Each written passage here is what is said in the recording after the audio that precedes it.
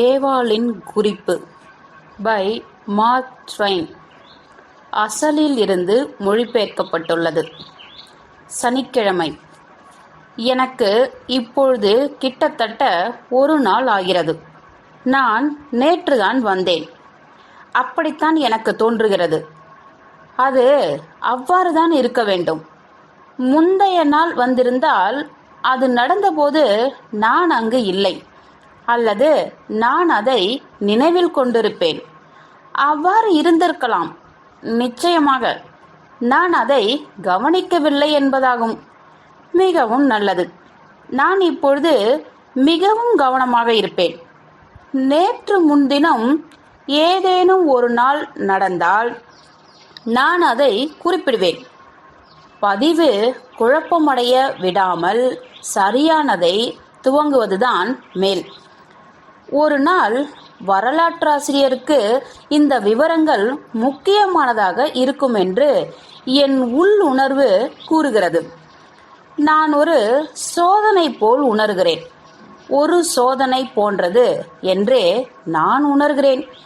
என்னை விட ஒரு பரிசோதனையைப் போல உணர ஒரு நபருக்கு சாத்தியமற்றது. அதுதான் நான் என்று. அதனால் அதை நான் நம்புகிறேன். ஒரு சோதனை, ஒரு சோதனை, அதற்கு மேல் எதுவும் இல்லை. நான் ஒரு பரிசோதனையாக இருந்தால் நான் முழுவதுமாக இருக்கிறேனா? இல்லை, இல்லை என்று நினைக்கிறேன். மீதமுள்ளவை அதன் ஒரு பகுதி என்று நான் நினைக்கிறேன். நான் அதன் முக்கிய பகுதியாவேன். ஆனால் மீதம் உள்ளதிலும் இந்த விஷயத்தில் அதன் பங்கு இருப்பதாக நான் நினைக்கிறேன். எனது நிலை உறுதியானதா, அல்லது நான் அதை பார்த்து கவனித்து கொள்ள வேண்டுமா? பிந்தையது ஒருவேளை நித்திய விழிப்புணர்வு மேலாதிக்கத்தின் விலையாகிறதென்று சில உள்ளுணர்வு என்னிடம் கூறுகிறது. ஒரு இளம் வயதினருக்கு இது ஒரு நாள் சொற்றொடர் என்று நான் நினைக்கிறேன். நேற்றதை விட இன்று எல்லாம் நன்றாக இருக்கிறது. நேற்று முடிக்கும் அவசரத்தில் மலைகளை கந்தலான நிலையில் விடப்பட்டன. சில சமவெளிகள் குப்பைகளால் இரைச்சலாக இருந்ததால் அம்சங்கள் மிகவும் துன்பகரமானவை என்று எச்சங்கள் நிலவியது. உன்னதமும் மேலும் அழகான கலைப்படைப்புகள் அவசரத்திற்கு உட்படுத்தப்படக்கூடாது. கம்பீரமான புதிய உலகம் உண்மையில் மிகவும் உன்னதமானதாக மற்றும் அழகான வேலை. நேரத்தின் குறைவில் இருந்தாலும் நிச்சயமாக அற்புதமான பரிபூர்ணமாக இருப்பதற்கு அருகில் உள்ளது. சில இடங்களில் அதிகமான நட்சத்திரங்கள் இருந்தாலும் வேறு சில இடங்களில் போதுமானதாக இல்லை. ஆனால் தற்போது அதை சரி செய்ய முடியும் என்பதில் எந்த சந்தேகமும் இல்லை.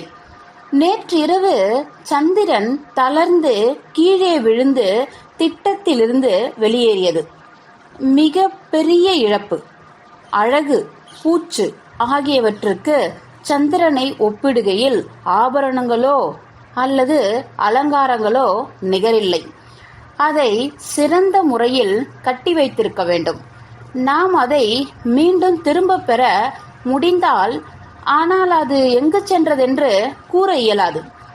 அதை யாருக்கு கிடைத்தாலும் மறைத்து விடுவார்கள். எனக்கு அது நன்றாக தெரியும். ஏனென்றால் நானே அப்படித்தான் செய்வேன். மற்ற எல்லா விஷயங்களிலும் நேர்மையாக இருக்க என்னால் முடியும் என்று நான் நம்புகிறேன். ஆனால் நான் அதை ஏற்கனவே உணரத் துவங்கியது என்னவென்றால், என் இயற்கையின் மையம் அழகான அன்புதான் என்றும் அழகுடன் ஒரு உணர்வு என்றும் வேறு ஒருவரின் சந்திரனை என்னிடம் விடுவது பாதுகாப்பாக இருக்காது. என்னிடம் இருப்பதும் அந்த நபருக்கு தெரியாது. பகலில் நான் கண்ட ஒரு சந்திரனை என்னால் விட்டுவிட முடியும்.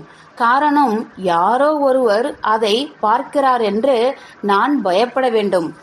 ஆனால் நான் அதை இருட்டில் கண்டுபிடித்தால் அதை பற்றி எதுவும் கூறாமல் இருக்க ஒருவித காரணத்தை நான் கண்டுபிடிக்க வேண்டும் என்று நான் நம்புகிறேன். நிலாக்களை நான் காதலிக்கிறேன். ஏனென்றால் அவை மிக அழகாகவும் காதல் உணர்ச்சி நிறைந்ததாகவும் இருக்கின்றன. இது போன்ற 5 அல்லது 6 நிலவுகள் நம்மிடம் இருந்தால் நான் ஒருபோதும் தூங்கச் செல்ல மாட்டேன். நான் ஒருபோதும் பாசிக்கரையில் படுத்து அவர்களை பார்த்து சோர்வடைய மாட்டேன். நட்சத்திரங்களும் மிக சிறந்தவை. சிலவற்றை என் கூந்தலில் சூட ஆசைப்படுகிறேன். ஆனால் அது ஒருபோதும் முடியாது என்று எனக்கு தெரியும். அவை அவ்வளவு தொலைவில் உள்ளதென்று நீங்கள் ஆச்சரியப்படுவீர்கள். பார்த்தால் அப்படி தெரியவில்லை. நேற்றிரவு அவர்கள் தோன்றிய போது நான் சிலவற்றை ஒரு கம்பால் அடிக்க முயன்றேன். ஆனால் என்னால் அவர்களை அடைய முடியவில்லை என்பதால் எனக்கு ஆச்சரியமாக இருந்தது. நான் சோர்வடையும் வரை பூமியின் மண்ணை வீச முயற்சித்தேன். ஆனால் எனக்கு அது கிடைக்கவில்லை. எனக்கு இடது கை பழக்கம் உள்ளதால் என்னால் நன்றாக வீச முடியவில்லை. அதற்கு அடுத்து எதையும் நான் இலக்காக கொண்டிருக்கவில்லை.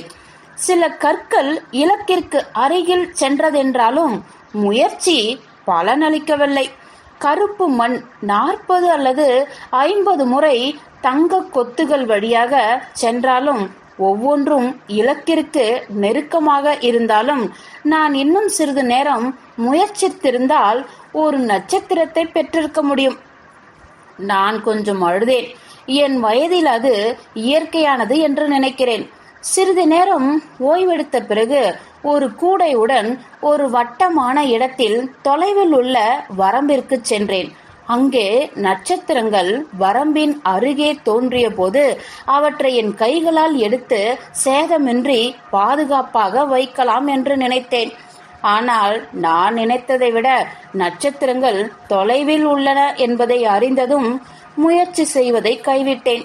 நான் மிகவும் சோர்வாக இருந்ததால் என்னால் இன்னொரு அடி நகர முடியவில்லை. மேலும் என் கால்கள் வீங்கி மிகுந்த வலியை உணர்ந்தேன். என் வீட்டிற்கு திரும்பிச் செல்ல முடியவில்லை. தொலைதூரம் பயணம் செய்ய வேண்டியதாயிற்று. சுற்றிலும் குளிர் பரவியது. அப்பொழுதுதான் நான் சில புலிகளை கண்டேன். புலியின் மூச்சு மென்மையாகவும் அழகாகவும் இருந்தது. ஏனெனில் அவை ஸ்ட்ராபெரிகளை உண்கின்றன. நான் இதற்கு முன்பு ஒரு புலியை பார்த்ததில்லை. ஆனால் அவர்களின் உடலில் உள்ள கோடுகளை பார்த்தபோது உடனடியாக அடையாளம் காண முடிந்தது. அந்த தோள்களில் ஒன்றை நான் பெற முடிந்தால் அது ஒரு அழகான ஆடையாக இருக்கும். இன்று எனக்கு தொலைவிடத்தை பற்றிய சிறந்த யோசனைகள் கிடைக்கின்றன. அதற்காக நான் கைப்பற்றிய அழகான விஷயங்கள் அனைத்தையும் வைத்திருக்க மிகவும் ஆர்வமாக இருந்தேன். சில நேரங்களில் அது தொலைவில் இருக்கும் பொழுது கூட நெருக்கமாக இருப்பதாக உணர்கிறது. சில நேரங்களில் அது 6 அங்குல தூரத்தில் புதரில் இருந்து 1 அடி தூரத்தில் உள்ளதாக தோற்றமளிக்கும். முட்களினூடே நான் ஒரு பாடம் கற்றுக்கொண்டேன். நானே ஒரு ஆவணத்தை உருவாக்கினேன். எனது முதல் நேரடி ஆவணம் கீறப்பட்ட சோதனை முள்ளை தவிர்க்கிறது. இது போன்ற ஒரு ஆவணம் இந்த இளம் வயதில் மிக சிறந்ததென்று நான் நினைக்கிறேன். தூரத்திலிருந்து என்ன வருகிறது என்பதை கண்டறிய மற்றொரு சோதனையை நேற்று பிற்பகல் மேற்கொண்டேன். ஆனால் எனக்கு புரியவில்லை. அது ஒரு மனிதன் என்று கருதுகிறேன். நான் ஒருபொழுதும் ஒரு மனிதனை கண்டதில்லை. ஆனால் அங்கு வருவது மனிதன் என்றுதான் காட்சியளிக்கிறது. அதுதான் என்று எனக்கு உறுதியாக தெரியும். வேறு எந்த ஊர்வனவற்றையும் விட நான் அதை பற்றி அதிகம் ஆர்வமாக உள்ளேன் என்பதை நான் உணர்கிறேன். அது ஊர்வன இனமாக இருந்தால் நான் அப்படித்தான் நினைக்கிறேன். அலங்கோலமான முடியும் நீல நிற கண்களும் கொண்டது.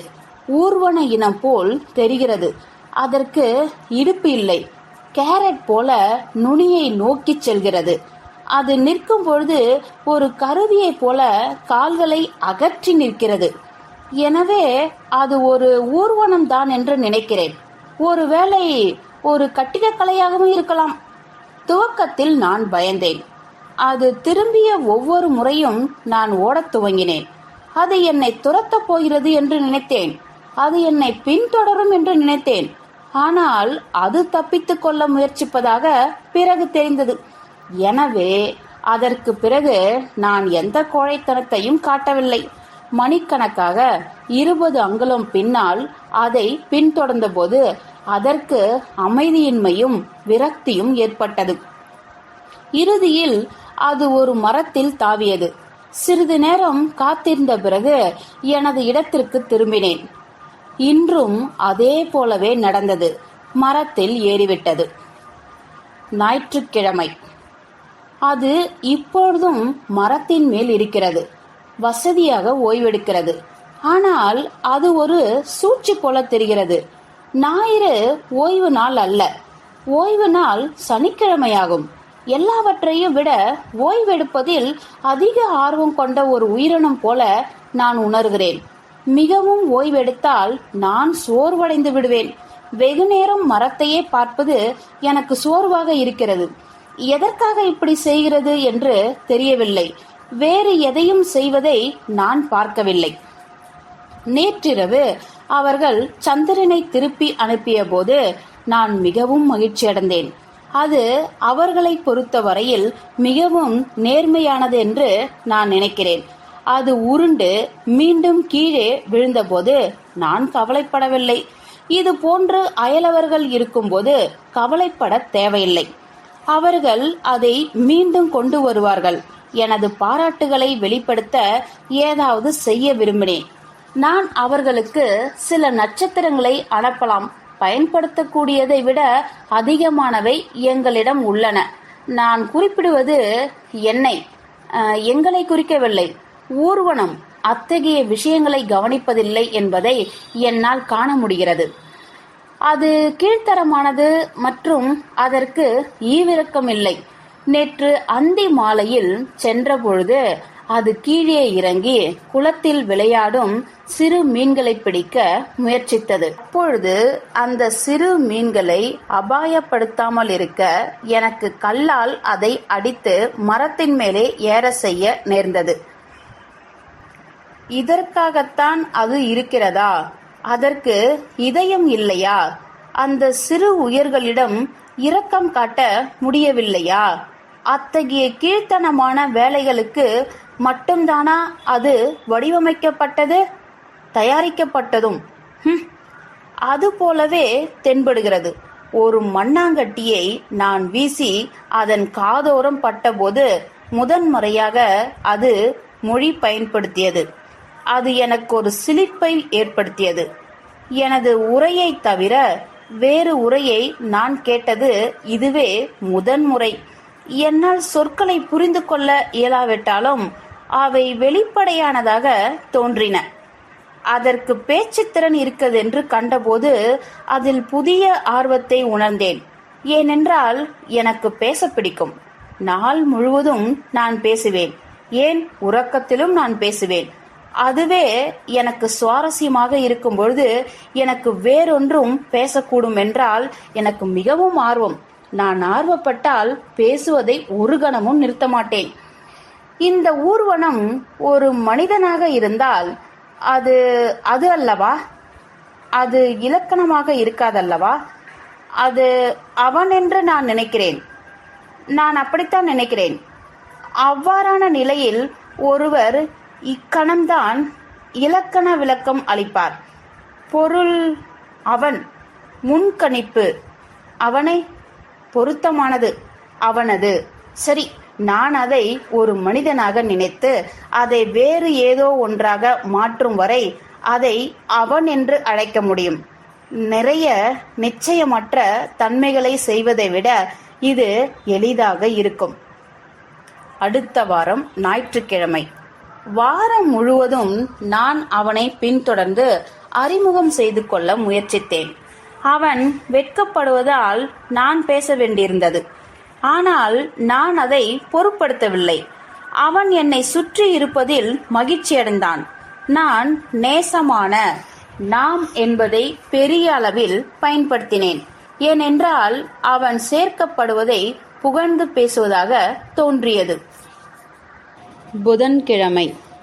இப்பொழுது நாங்கள் உண்மையில் நன்றாக பழகுகிறோம். மீண்டும் மிக சிறந்த முறையில் அறிமுகமானோம். அவன் இப்பொழுது என்னை தவிர்க்க முயற்சிக்கவில்லை. அது ஓர் நல்ல அறிகுறிதான். அவன் என்னுடன் இருப்பதை விரும்புகிறான் என்று காட்டியது. அது எனக்கு மகிழ்ச்சியளிக்கிறது. அவனின் மதிப்பை அதிகரிக்க என்னால் முடிந்தவரை அவனுக்கு பயனுள்ளதாக இருக்க வேண்டும் என்று நான் நினைக்கிறேன். கடந்த ஓரிரு நாட்களாக அவனுக்கு கொடுக்கப்பட்ட விஷயங்களை பெயரிடும் அனைத்து வேலைகளையும் எடுத்துள்ளேன். அது அவனுக்கு பெரிய ஆறுதலாக இருந்தது. ஏனெனில் அந்த வரிசையில் அவனுக்கு உயர்திறன் இல்லை. அவன் மிகவும் நன்றி உள்ளவனாக இருந்தான். அவனை காப்பாற்ற ஓர் பகுத்தறிவார்ந்த பெயரை சிந்திக்க முடியவில்லை. ஆனால் அவனுடைய குறைபாட்டை நான் அறிந்திருக்கிறேன் என்பதை நான் அவனுக்கு பார்க்க விடவில்லை. ஒரு புதிய உயிரினம் வரும்போதெல்லாம் ஒரு மோசமான மௌனத்தால் தன்னை வெளிப்படுத்த நேரம் கிடைப்பதற்கு முன்னால் நான் அவனுக்கு முன் பெயரிடுகிறேன். இந்த வழியில் நான் அவனை பல சங்கடங்களிலிருந்து காப்பாற்றியுள்ளேன். எனக்கு இது போன்ற குறைபாடு எதுவும் இல்லை.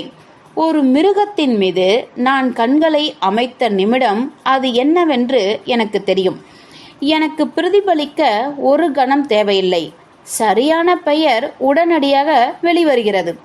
ஒரு உத்வேகம் என்பதில் எந்த சந்தேகமும் இல்லை. ஏனென்றால் ஒரு நிமிடம் முன்னால் கூட என் மனதில் அந்த பெயர் இருந்திருக்காது. உயிரினத்தின் வடிவம் மற்றும் அது செயல்படும் விதம் ஆகியவற்றால் மட்டுமே எந்த விலங்குக்கு என்பது எனக்கு தெரியும். டோட்டோ வந்தபோது அது ஒரு காட்டுப்பூனை என்று நினைத்தான். நான் அதை அவன் கண்களில் கண்டேன். ஆனால் நான் அவனை காப்பாற்றினேன். அவன் பெருமையை புண்படுத்தும் வழியில் நான் அதை செய்யாமல் இருக்க கவனமாக இருந்தேன். மகிழ்ச்சி அளிக்கும் வழியில் மிகவும் இயல்பாக பேசினேன். நான் தகவல் வெளிப்படுத்த வேண்டும் என்று கனவு காண்கின்றது போல அல்லாமல் கூறினேன். டோட்டோ இல்லை என்றால் வேறென்ன? நான் விளக்கினேன். விளக்குவதாக தெரியாமல் டோட்டோவை நான் எப்படி அடையாளம் கண்டேன் என்று. அவன் அறியாத போதிலும் அந்த உயிரினத்தை நான் அறிந்தபோது அவன் கொஞ்சம் எரிச்சலாக இருந்தான் என்று புரிகிறது. அவன் என்னை ஆராதிக்கிறான் என்று மிகவும் தெளிவாக தெரிந்தது. அது மிகவும் ஏற்றுக்கொள்ளத்தக்கதென்று உறங்கும் முன்பு ஒரு முறை மன நிறைவுடன் நான் அதை அதிகமாக நினைத்தேன். நாம் சம்பாதித்ததை உணரும்போது எவ்வளவு சிறிய விஷயம் நமக்கு மகிழ்ச்சியை தருகிறது. வியாழக்கிழமை. என் முதல் துக்கம். நேற்று அவன் என்னை தவிர்த்ததோடு நான் அவனிடம் பேசக்கூடாதென்று அவன் விரும்பினான். என்னால் நம்ப முடியவில்லை. எங்கோ ஒரு தவறு நடந்துள்ளதாக உணர்ந்தேன். நான் அவனுடன் இருக்க ஏங்கினேன். அவன் பேசுவதை நான் நேசித்தேன். நான் ஏதும் அவனுக்கு செய்திடாத பொழுது ஏன் அவன் என்னிடம் இரக்கமற்றதாக இருக்கிறான்? ஆனால் கடைசியில் அது உண்மை என்று தோன்றியது. அதனால் நான் சென்று காலையில் அவனை முதலில் பார்த்த இடத்தில் தனியாக அமர்ந்தேன். நாங்கள் உருவாக்கப்பட்ட இடத்தில். அவன் என்னவென்று எனக்கு தெரியாமல் அவனை பற்றி அலட்சியமாக இருந்த அந்த இடம். ஆனால் இப்பொழுது சோகமான இடம். ஒவ்வொரு சிறிய சிந்தனையும் அவனை பற்றி கூறியது. என் இதயம் மிகவும் புண்ணாகிவிட்டது. ஏனென்று மிக தெளிவாக எனக்கு தெரியவில்லை. இருந்தாலும் அது ஓர் புதிய உணர்வே. நான் இதற்கு முன்பு அதை அனுபவித்ததில்லை. அனைத்தும் ஒரு புரியாத புதிராக இருந்தது. ஆனால் இரவு வந்தபோது என்னால் தனிமையை தாங்க முடியவில்லை. அவன் புதிதாக கட்டிய இடத்திற்கு சென்றேன்.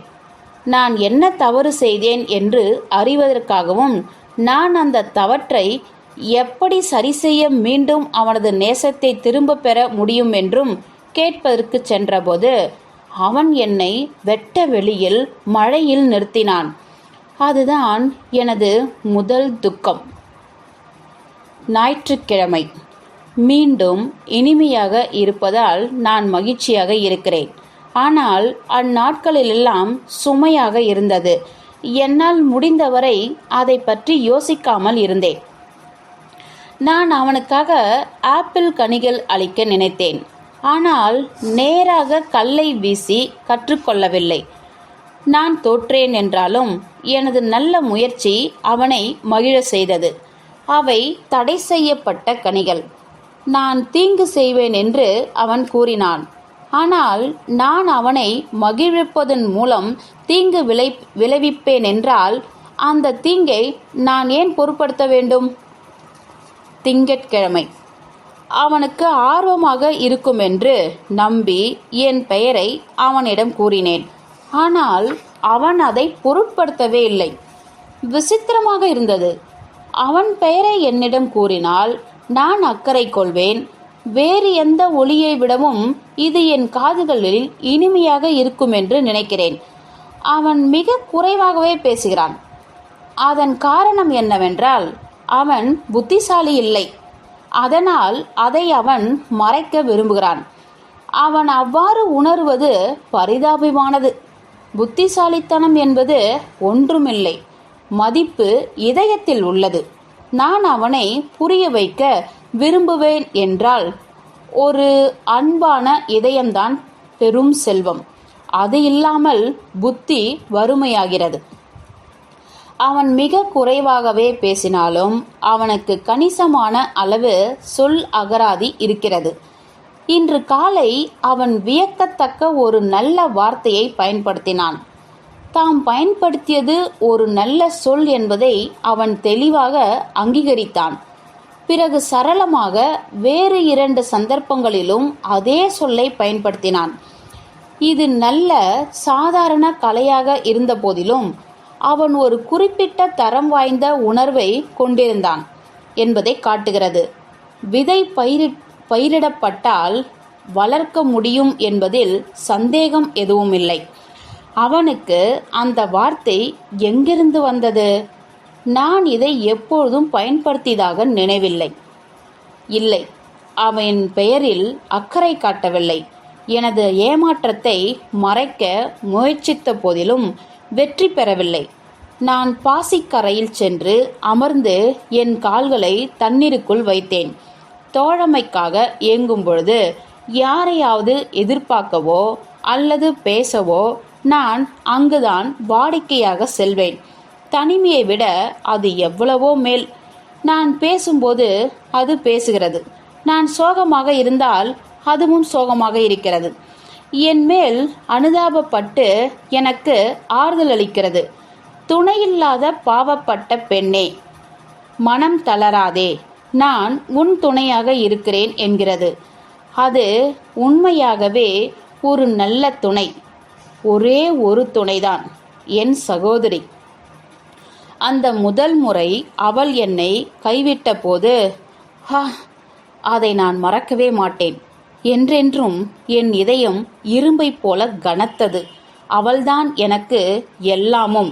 இப்பொழுது போய்விட்டாள் என்று அழுதேன். என் இதயம் வெடிக்கிறது. என்னால் பொறுத்து கொள்ள முடியவில்லை என்று கதறி முகத்தை கைகளால் மூடினேன். ஆனால் ஒரு ஆறுதலும் கிடைக்கவில்லை. கைகளை அகற்றிய போது அவள் அங்கே இருந்தாள். பிரகாசமாக, வெள்ளையாக, அழகாக. நான் அவளை அரவணைத்தேன். அது முழுமையான சந்தோஷம். மகிழ்வை முன்பு அனுபவித்திருக்கிறேன். ஆனால் இதுபோல் இல்லை. இது பரவசம். அதற்கு பிறகு அவளை நான் சந்திக்கவே இல்லை. சில வேளைகளில் அவளை காணவில்லை. ஒரு மணியோ ஒரு நாளோ. ஆனால் நான் காத்திருந்தேன், சந்தேகப்படாமல். அவள் வேறு வேளையில் இருப்பாள், பயணம் சென்றிருப்பாள். ஆனால் வருவாள் என்றே. அப்படியே அவள் எப்பொழுதும் வந்தாள். இரவில் இருட்டாக இருந்தால் அவள் வரமாட்டாள். ஏனென்றால் அவள் பயந்தாங்குழி. நிலவிருந்தால் வருவாள். எனக்கு இருட்டை கண்டால் பயமில்லை. ஆனால் அவள் என்னை விட சிறியவள். எனக்கு பிறகுதான் பிறந்தாள். அவளை அதிகமாக சென்று பார்த்திருக்கிறேன். என்னுடைய கஷ்டமான சமயங்களில் அவள்தான் என் அடைக்கலமும் ஆறுதலும். செவ்வாய்க்கிழமை காலை முழுவதும் என் இடத்தை சரி செய்வதில் போயிற்று. அவன் தன் தனிமையை உணர்ந்து வருவான் என்று வேண்டுமென்றே அவனை விட்டு விலகியிருந்தேன். ஆனால் அவன் வரவில்லை. மதியம் வெளியே சென்று தேனீக்களும் பட்டாம்பூச்சிகளும் பூக்களுடே பறப்பதை பார்த்து மகிழ்வுற்றேன். அந்த அழகான பூக்கள் கடவுளின் புன்னகையை வானத்திலிருந்து எடுத்து காப்பாற்றி வைப்பதை பார்த்தேன். அதை சேகரித்து மாலையாக தொடுத்து அணிந்து கொண்டேன். ஆப்பிளை உண்டேன். பிறகு நிழலில் அமர்ந்து அவன் வருவான் என்று எதிர்பார்த்தேன். ஆனால் அவன் வரவில்லை. பரவாயில்லை, அவனுக்கு பூக்களை பற்றி கவலை இல்லை. அவற்றை குப்பை என்றான். ஒரு பூவையும் அடையாளம் காண தெரியாததை பெருமையாக எண்ணினான். அவனுக்கு என்னை பற்றி கவலை இல்லை, பூக்களை பற்றி கவலை இல்லை, மாலையில் வானத்தின் நிறத்தை பற்றி கவலை இல்லை. அவனுக்கு எதை பற்றியாவது கவலை இருக்கிறதா? மழையிலிருந்து தன்னை காத்து கொள்ள வீட்டை கட்டவும், மெலன்களை பதப்படுத்தவும், திராட்சைகளை புசிக்கவும், மரத்தில் இருக்கும் பழங்களை தொடவும், அவைகள் எப்படி வளர்கின்றன என்று பார்க்கவும் இதை தவிர வேறெந்த வேலையும் இல்லை. ஒரு உணர்ந்த குச்சியை தரையில் வைத்து இன்னொன்றால் ஒரு ஓட்டை போட முயன்றபோது என்னுள் ஒரு அதிர்ச்சி ஏற்பட்டது. ஒரு மெல்லிய நீல நிற படலம் ஓட்டையிலிருந்து வெளிவந்தது. நான் அப்படியே போட்டுவிட்டு ஓடினேன். அது ஒரு ஆவி என்று நினைத்து பயந்து போனேன். திரும்பி பார்த்தபோது அது வரவில்லை.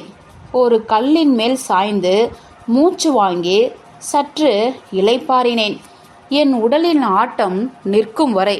பிறகு மெல்ல கவனத்தோடு அதை நோக்கிச் சென்றேன்.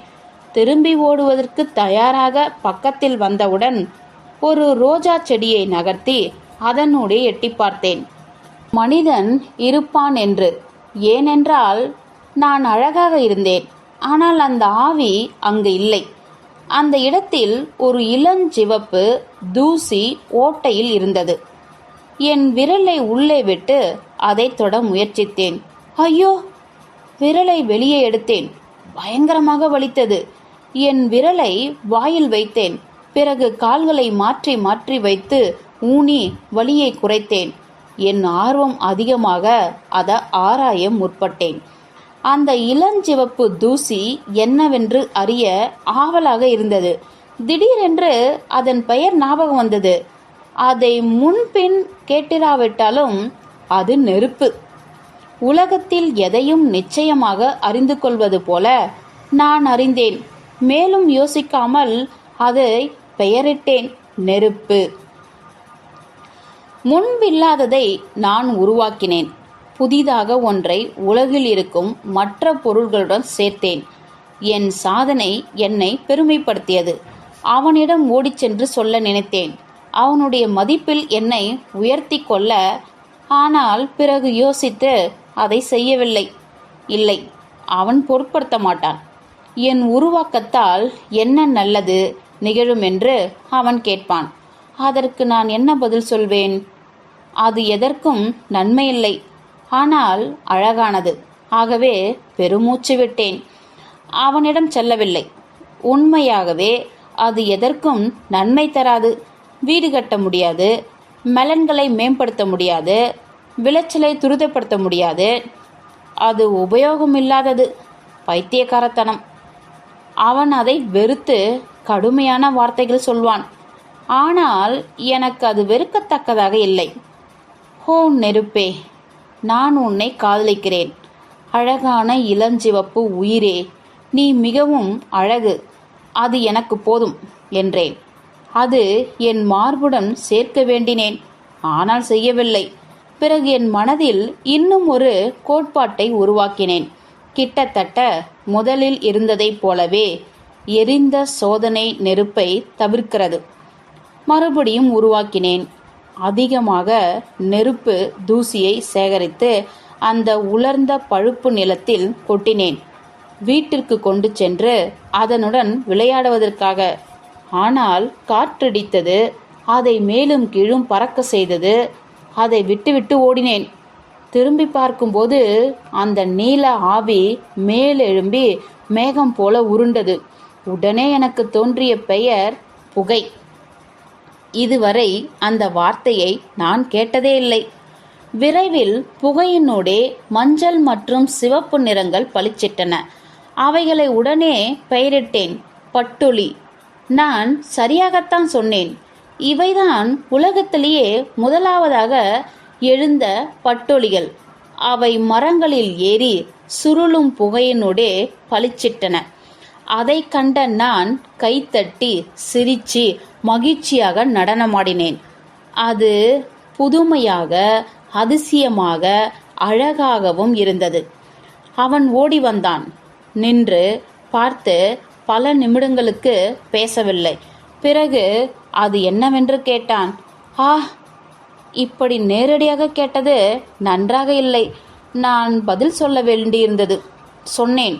நெருப்பு என்றேன்.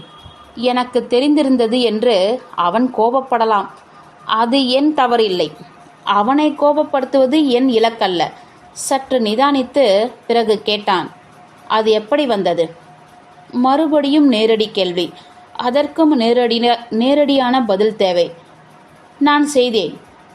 நெருப்பு வெகு தூரம் சென்று கொண்டிருந்தது. எரிந்த இடத்தின் முனைக்கு சென்று கீழே பார்த்து கேட்டான். அவ என்ன? நெருப்பு கரி. சோதித்து பார்க்க ஒன்றை எடுத்தான். ஆனால் மனதை மாற்றிக்கொண்டு அதை கீழே போட்டான். பிறகு சென்று விட்டான். எதுவும் அவனை ஆர்வம் ஊட்டாது. ஆனால் நான் ஆர்வமாக இருந்தேன். அங்கு மென்மையான அழகான சாம்பல் இருந்தது. அது என்னவென்று எனக்கு தெரிந்தது. மற்றும் எரித்தணல், அவையும் எனக்கு தெரியும். ஆப்பிள்களை தேடி எடுத்து சந்தோஷப்பட்டேன். சிறு வயதாக இருந்தாலும் பசியாக இருந்தாலும். ஆனால் நான் ஏமாற்றம் அடைந்தேன். அவை எல்லாம் உடைந்து கெட்டுப்போயிருந்தன. பார்க்க அப்படித்தான் இருந்தது. ஆனால் பச்சையாக இருந்ததை விட இவை சுவையாக இருந்தன. நெருப்பு அழகானது. ஒரு நாள் அது உபயோகப்படும் என்று நினைக்கிறேன். வெள்ளிக்கிழமை. அவனை மறுபடியும் ஒரு நொடிக்கு பார்த்தேன். போன திங்களன்று ஒரு நொடிக்குதான் என் நிலத்தை நன்றாக பராமரித்து கொண்டதற்காக என்னை பாராட்டுவான் என்று நினைத்தேன். ஏனென்றால் நான் கடுமையாக உழைத்திருந்தேன். ஆனால் அவன் மகிழ்ச்சியடையாமல் திரும்பிச் சென்று விட்டான். அவனுக்கு இன்னொரு விஷயத்திலையும் வருத்தம். அவனை நீர்வீழ்ச்சியின் மேல் செல்லாமல் இருக்க முயற்சி செய்தேன். இது ஏனென்றால் நெருப்பு என்னுள் இன்னும் ஒரு ஆசையை தூண்டிவிட்டிருந்தது. புதிய ஆசை. நான் கண்டுபிடித்த காதல், சோகம் மற்றும் இதர விஷயங்களிலிருந்து வித்தியாசமானது பயம். அது மிகவும் அச்சமூட்டுவது. நான் அதை கண்டுபிடிக்காமல் இருந்திருக்கலாம். என்னை மருள செய்கிறது. என் சந்தோஷத்தை கெடுக்கிறது. என்னை நடுங்க வைக்கிறது. ஆனால் என்னால் அவனை அங்கு போகாமல் தடுக்க முடியவில்லை. ஏனென்றால் அவனுக்கு பயம் என்றால் என்னவென்று தெரியாது. அதனால் அவனால் என்னை புரிந்து கொள்ள முடியவில்லை. ஆதாமின் குறிப்பிலிருந்து ஒரு பகுதி. அவள் ஒரு சிறுமி, சிறிய பெண். அதனால் அவளுக்கு சலுகைகள் அளிக்க வேண்டும் என்று நான் நினைத்தேன். அவளிடம் ஆர்வம், ஆவல், சுறுசுறுப்பு இருந்தது. இந்த உலகம் அவளுக்கு ஒரு புதுமை, வியப்பு, மர்மம், மகிழ்ச்சி. புதிதாக ஒரு பூவை பார்த்தால் சந்தோஷத்தால் அவளால் பேச முடியாது. அதை அவள் தடவி கொடுத்து அதனுடன் பேசி அன்பான பெயர்களை சூட்டுவாள். அவள் ஒரு நிறப்பைத்தியம். பழுப்பான பாறைகள், மஞ்சள் மண், சாம்பல் பாசி, பச்சை இலைகள், நீல வானம், விடியலின் முத்துக்கள், மலைகளின் ஊதா நிழல்கள், அஸ்தமனத்தில் சிவப்பாக தெரியும் தங்கத் தீவுகள், சிதறிய மேகங்களினூடே செல்லும் நிலா, விண்வெளியில் தெரியும் நட்சத்திரங்கள்.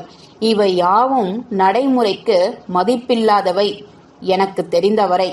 ஆனால் அவைகளிடம் நிறமும் கம்பீரமும் இருப்பதால் அவளுக்கு அது போதும். அவள் மனதை கவர மௌனமாக சில நொடிகள் அவள் நின்று அவைகளை ரசித்தால் அதுவே போதுமானது. அப்படி இருக்கையில் அவளை பார்த்து நான் மகிழ்வேன். உண்மையாக அவள் ஒரு அசாதாரணமானவள் என்று நினைக்கிறேன். ஒல்லியான, முழுமையான, சுறுசுறுப்பான, நேர்த்தியான பெண். ஒரு முறை பளிங்கு போல் சூரியன் ஒளியில் ஒரு கல்லின் மேல் நின்று தன் தலையை சாய்த்து கண்களை திரையிட்டு வானில் பறக்கும் ஒரு பறவையை பார்த்து கொண்டிருக்கும் போது அவள் எவ்வளவு அழகாக இருந்தாள் என்று எண்ணினேன். திங்கட்கிழமை மதியம். என்னுடைய கணிப்பில் அவளுக்கு இந்த உலகில் ஆர்வமற்றது எதுவும் இல்லை. சில மிருகங்களை நான் தவிர்ப்பேன், ஆனால் அவள் அப்படி இல்லை. பாகுபாடு காட்டாமல் எல்லாவற்றையும் அரவணைப்பாள். அவை எல்லாம் பொக்கிஷங்கள் என்று நினைப்பாள். ஒவ்வொரு புதியவனையும் வரவேற்பாள். வலிமை மிக்க பிராண்டரசரஸ் வந்தபோது அதை கைப்பற்றினாள். அதை ஒரு கெட்ட நிகழ்வாக நான் கருதினேன். இதுதான் எங்கள் இருவருக்கும் உள்ள வித்தியாசம். அதை அவள் பண்படுத்த நினைத்தாள். நான் அதை ஒரு பண்ணையில் விட்டு செல்ல நினைத்தேன். கனிவாக அதை நடத்தி செல்ல பிராணியாக வைத்துக்கொள்ள ஆசைப்பட்டாள்.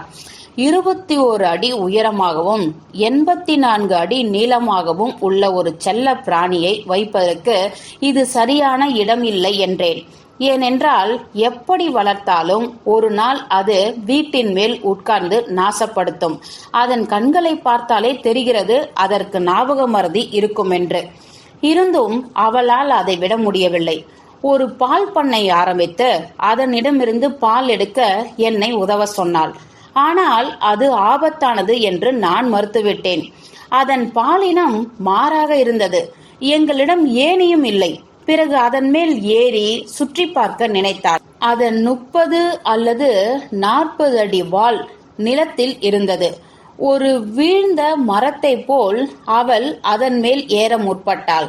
ஆனால் ஒரு இடத்தில் வழவழப்பாக இருந்ததால் கீழே விழுந்தாள். நான் அங்கு இல்லாவிட்டால் தன்னை காயப்படுத்தி கொண்டிருப்பாள். இப்பொழுது அவளுக்கு திருப்தியா? இல்லை. செய்முறையினால்தான் அவள் திருப்திப்படுவாள். எதையும் சோதிக்காமல் அவளால் இருக்க முடியாது. அதுதான் சரியான முறை என்பதை நான் அறிவேன், ஒப்புக்கொள்கிறேன். அது என்னை கவர்கிறது. அதனால் நான் இயக்கப்படுகிறேன். அவளுடன் நான் இன்னும் அதிகமாக இருந்தால் ஒருவேளை நானும் அதை ஏற்பேன். அவளிடம் இந்த மிருகத்தை குறித்து ஒரு கருத்து இருந்தது. அதை சாதுவாக்கி நண்பனாக ஏற்றுக்கொண்டால் நதியில் ஒரு பாலம் போல உபயோகிக்கலாம். அது ஏற்கனவே ஒரு விதமான சாதுவாகத்தான் இருந்தது அவளுக்கு தெரிந்த வரையில். ஆதலால் தன் கோட்பாட்டை முயற்சித்தாள். தோல்வியடைந்தாள். ஒவ்வொரு முறையும் நதியில் அதை சரியாக நிற்க வைத்து அதை தாண்டி கரைக்கு வர முற்பட்ட போது அது அவளை பின்தொடர்ந்தது. ஒரு செல்லமான மலையைப் போல. மற்ற பிராணிகளைப் போலவே அவர்கள் அப்படித்தான் செய்வார்கள். வெள்ளிக்கிழமை, செவ்வாய், புதன், வியாழன் மற்றும் இன்று அவனை பார்க்காமல் அதிக நாட்கள் தனியாக இருப்பது கடினம். இருந்தும் வேண்டாத விருந்தாளியாக இருப்பதை விட தனிமை மேல். எனக்கு தோழமை வேண்டும்.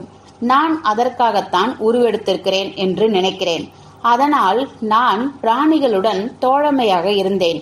அவை கவர்ச்சி மிக்கவை, கனிவான மனநிலை உடையவை, சிடுசிடுப்பை காட்டாதவை, ஒருவரையும் தலையிடுபவரையும் போல எண்ணாதவை, சிரித்து வாழையாட்டுபவை, வாள் இருந்தால் எப்பொழுதும் ஊர் சுற்றுவதற்கு தயாராக இருப்பவை.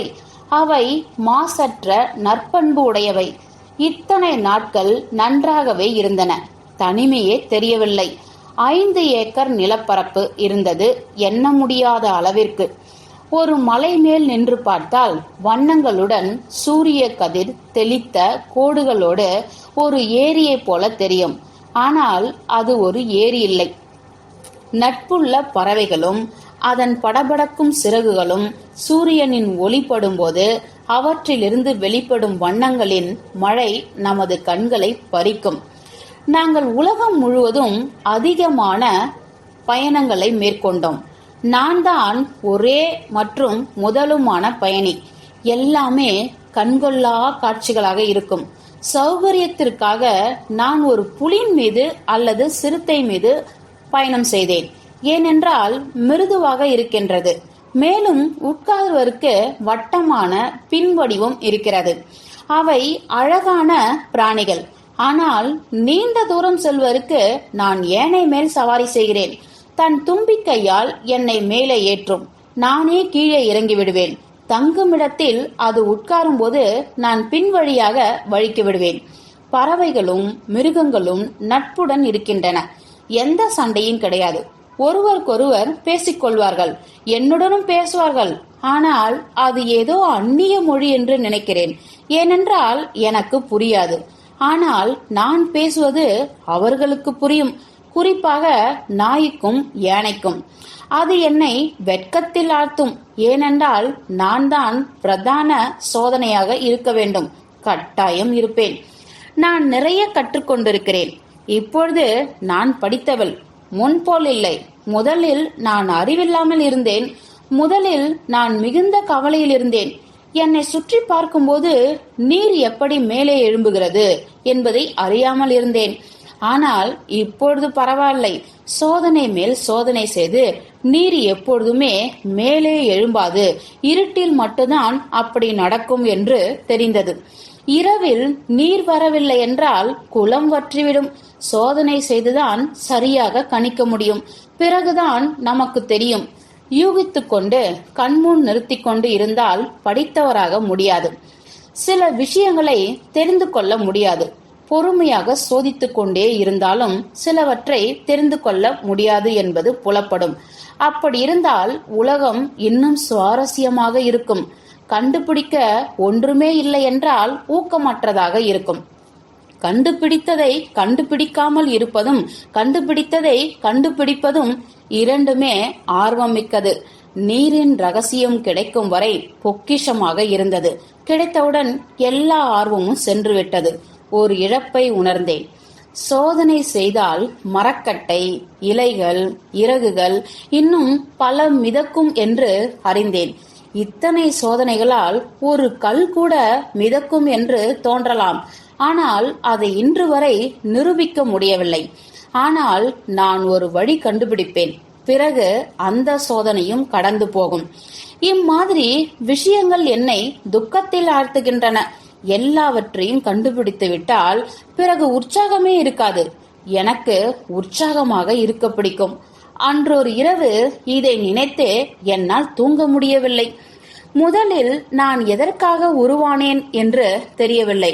ஆனால் இப்பொழுது தெரிகிறது. நான் உருவானது இந்த உலகத்தில் உள்ள அற்புதமான ரகசியங்களை கண்டுபிடித்து அவைகளை உருவாக்கியவருக்கு நன்றி சொல்வதற்கு.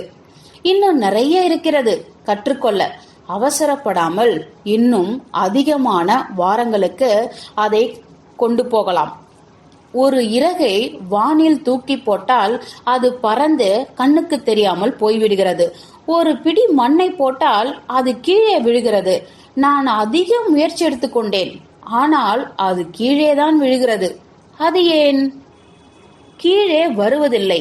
ஆனால் வருவது போல தோன்றுகிறது. ஒருவேளை ஒளியியல் மாயாக இருக்குமோ? அதில் ஏதோ ஒன்று. இறகாக இருக்கலாம், மண்ணாக இருக்கலாம். எது என்று என்னால் நிரூபிக்க முடியாது. இரண்டில் ஒன்று போலியானது என்று சொல்லுவேன். அவர் முடிவு செய்து கொள்ளட்டும். பார்க்கும்போது நட்சத்திரங்கள் அதிக நேரம் தங்குவதில்லை என்று தெரிகிறது. சில அரிய நட்சத்திரங்கள் வானத்தில் மறைவதை நான் பார்த்திருக்கிறேன். ஒன்று உருகினால் எல்லாம் உருகுவது சாத்தியம். அது சாத்தியமென்றால் எல்லாம் ஒரே இரவில் உருகுவதும் சாத்தியம். அப்பொழுது துக்கம் வரும். எனக்கு தெரியும். இரவு முழுவதும் முழித்திருந்து அவைகளை பார்த்து கொண்டே இருக்கப் போகிறேன். என் மனதில் அவற்றை நன்றாக நிறுத்தி வைப்பேன். அவை மறைந்து போனால் என் மனதிலிருந்து அவைகளை மீண்டும் அந்த கருப்பு வானத்தில் நிறுத்தி பளபளக்க செய்வேன். என் கண்ணீரினால் அவை ஒவ்வொன்றும் இரண்டாக தெரியும். இலையுதிர் காலத்திற்கு பிறகு பின்னோக்கினால் அந்த தோட்டம் ஒரு கனவு போல இருக்கிறது. அது அழகாக இருந்தது. மிஞ்சும் அழகு, மயக்கும் அழகு இப்பொழுது தொலைந்து போய்விட்டது. மறுபடியும் அதை நான் பார்க்க முடியாது. தோட்டம் இல்லை, ஆனால் அவனை கண்டுபிடித்து விட்டேன். நிம்மதியாக இருக்கிறேன். முடிந்த வரையில் என் மேல் அன்பு செலுத்துகிறான். என் இயற்கையான உணர்ச்சிகளுடன் நான் அவன் மேல் அளவற்ற அன்பு செலுத்துகிறேன். அது என் இளமைக்கும் பாலினத்திற்கும் சரியானது என்று எண்ணுகிறேன். அவனை எதனால் காதலிக்கிறேன் என்று கேட்டால் அதற்கு விடையில்லை. விடை தெரிந்து கொள்ளவும் விருப்பமில்லை. இதுபோல் காதல் பகுத்தறிவும் புள்ளி விவரமும் சார்ந்தது இல்லை. மற்ற ஊர்வனம் மேலும் மிருகங்கள் மேலும் காட்டும் காதல் போல். அதுதான் சரி என்று நினைக்கிறேன். சில பறவைகள் அவர்கள் பாடும் பாட்டிற்காக பிடிக்கும். ஆனால் நான் ஆதாமை அவன் பாட்டிற்காக காதலிக்கவில்லை. அவன் பாடுவதை என்னால் சகித்துக் கொள்ள முடியாது. இருந்தும் அவனை பாடச் சொல்வேன். ஏனென்றால் அவனுக்கு பிடித்தவற்றில் நானும் ஆர்வம் காட்ட வேண்டும் என்று. நானும் கற்றுக்கொள்ளலாம். முதலில் எனக்கு பிடிக்கவில்லை, ஆனால் இப்பொழுது பரவாயில்லை. அது பாலை புளிக்க வைக்கும். ஆனால் அதற்கு என்னை பழகிக் கொள்ள வேண்டும். அவனுடைய அறிவிற்காக அவனை காதலிக்கவில்லை. அது இல்லை. அவனுடைய அறிவிற்கு அவன் காரணம் இல்லையே. கடவுள் அப்படி உருவாக்கியிருக்கிறார். அதனால் அது போதும். அதில் ஒரு மதிநுட்பம் மிக்க நோக்கம் இருந்தது. அது எனக்கு தெரியும். சரியான நேரத்தில் அது விருத்தியாகும். திடீரென்று நடக்காது. மேலும் அவசரமில்லை. அவன் இப்பொழுது நன்றாக இருக்கிறான். அவனுடைய கருணைக்காகவும் மரியாதையான நடத்தைக்காகவும் நான் அவனை விரும்பவில்லை. இல்லை, இவற்றில் அவனிடம் சில குறைபாடுகள் உண்டு. ஆனால் இப்பொழுது நன்றாக இருக்கிறது. அவன் தேறிக்கொண்டிருக்கிறான். அவனுடைய சுறுசுறுப்பிற்காக நான் அவன் மேல் அன்பு கொள்ளவில்லை. அது இல்லை. அவனுள் ஏதோ ஒன்று இருக்கிறது. என்னிடம் மறைக்கிறான். அதுதான் என்னுடைய வழி. மற்றவற்றில் அவன் பொதுவாக வெளிப்படையாக இருக்கிறான். இதை தவிர வேறொன்றும் என்னிடமிருந்து அவன் மறைக்கவில்லை என்று நான் நினைக்கிறேன். என்னிடமிருந்து ஒரு ரகசியத்தை மறைத்து வைத்திருக்கிறான் என்பது எனக்கு சங்கடமாக இருக்கிறது. சில வேளைகளில் அதை நினைத்து தூக்கம் இழக்கிறேன். ஆனால் இப்பொழுது அதை என் மனதிலிருந்து எடுத்து விடுகிறேன். என் நிரம்பி வழியும் மகிழ்ச்சியை அது கெடுத்துவிடக்கூடாது இல்லையா? அவனுடைய படிப்பிற்காக அவனை விரும்பவில்லை. இல்லை, அது இல்லை. அவர் சுயமாக படித்தவர். உண்மையில் அவர் ஏராளமான விஷயங்களை அறிவார். ஆனால் அவை அவ்வாறு இல்லை. அவனுடைய வீர மரபிற்காக அவனை விரும்பவில்லை. இல்லை, அதில்லை. என் மேல் கோல் சொன்னான்.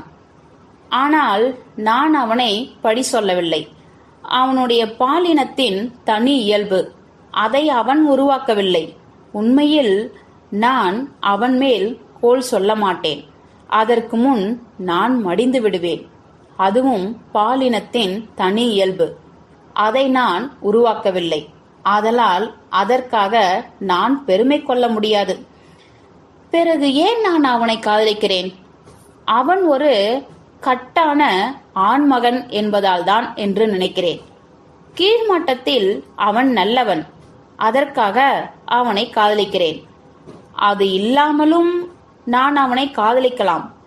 அவன் என்னை அடித்து துன்புறுத்தினாலும் நான் காதலித்துக் கொண்டே இருப்பேன். அவன் வலிமையானவன், அழகானவன். அதற்காக நான் அவனை காதலிக்கிறேன். அவனை ரசிக்கிறேன். அவனை பற்றி பெருமைப்படுகிறேன். அவன் எளிமையாக இருந்தாலும் நான் அவனை காதலிக்கிறேன். அவன் மோசமாக இருந்தாலும் நான் அவனை காதலிக்கிறேன். அவனுக்காக வேலை செய்வேன். அவனுக்காக பிரார்த்தனை செய்வேன். அவன் இறக்கும் வரை அவன் படுக்கை அருகில் அவனை பாதுகாத்துக் கொண்டிருப்பேன். ஆமாம், அவன் என்னுடையவன் என்பதாலும் கட்டான ஆண்மகன் என்பதாலும் அவனை காதலிக்கிறேன். வேறு எந்த காரணமும் இல்லை. ஆக முதலில் சொன்னது போல இந்த காதல் பகுத்தறிவும் புள்ளி விவரமும் சார்ந்தது இல்லை. அது தானாகவே வரும். எப்பொழுது என்று தெரியாது. விளக்கவும் முடியாது. விளக்கமும் தேவையில்லை. நான் நினைப்பதுதான். ஆனால் நான் ஒரு பெண்தானே, முதலில் ஆராய்ந்தவள். என்னுடைய அறியாமையாலும் அனுபவமின்மையாலும் சரியாக அமைந்திருக்கலாம். 40 வருடங்களுக்குப் பிறகு என் பிரார்த்தனையும் என் ஆசையும் இதுதான். இருவராக இந்த உலகை விட்டு மறைய வேண்டும். அந்த ஆசை இந்த புவியிலிருந்து மறையவே கூடாது. காதலிக்கும் ஒவ்வொரு மனைவியின் இதயத்திலும் அது இடம்பெற வேண்டும். இறுதி வரை அதற்கு என் பெயர் சூட்ட வேண்டும். ஆனால் எங்களில் ஒருவர் முன்னே இருந்தால் அது நானாக இருக்க வேண்டும் என்று பிரார்த்திக்கிறேன். ஏனென்றால் அவன் பலசாலி, நான் பலவீனமானவள்.